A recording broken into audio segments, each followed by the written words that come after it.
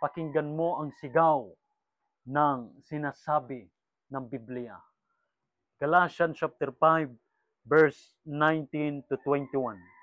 Kapag nandito ka sa ilalim ng mga bagay na ito, ginagawa mo ito, kaibigan, ito na yung oras kung bakit dumating sa iyo ang tinig, ang video na ito.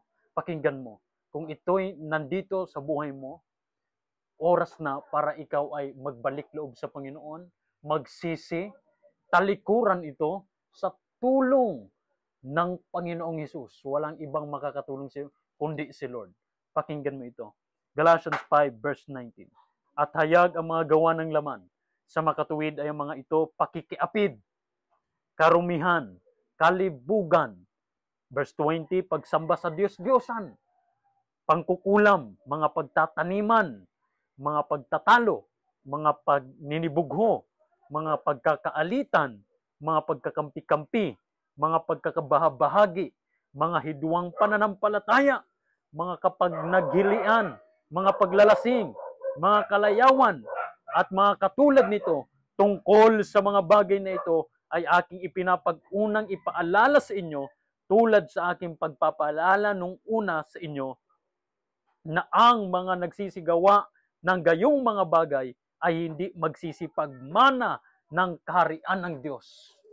Hindi magsisipagmana ng kaharian ng Diyos. Yung lahat ng nabanggit sa Galatians 5 verse 18-19, hindi pastor, hindi sino man na nangangaral ang nagsabi nito.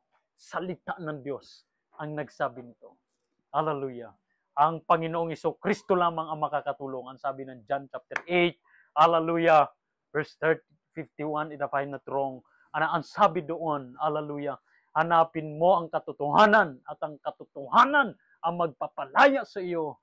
Hallelujah, ang sabi ni Christ sa mga Israelita. At sagot ng mga Israelita, hindi kami naalipin ng sinuman. Ngunit sinabi ni Kristo, ang sinumang alipin ng kasalanan, hallelujah, ay alipin na ito. At sinumang alipin ay hindi kabilang sa sangbahayan.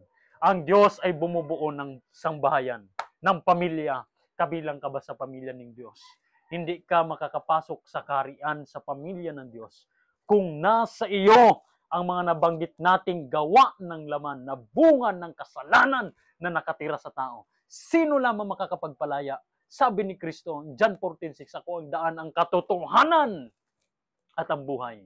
Walang makakapunta sa Ama kundi sa pamamagitan ko. Siya lamang ang katotohanan. Siya lamang ang makakapagpalaya sa iyo, kapatid.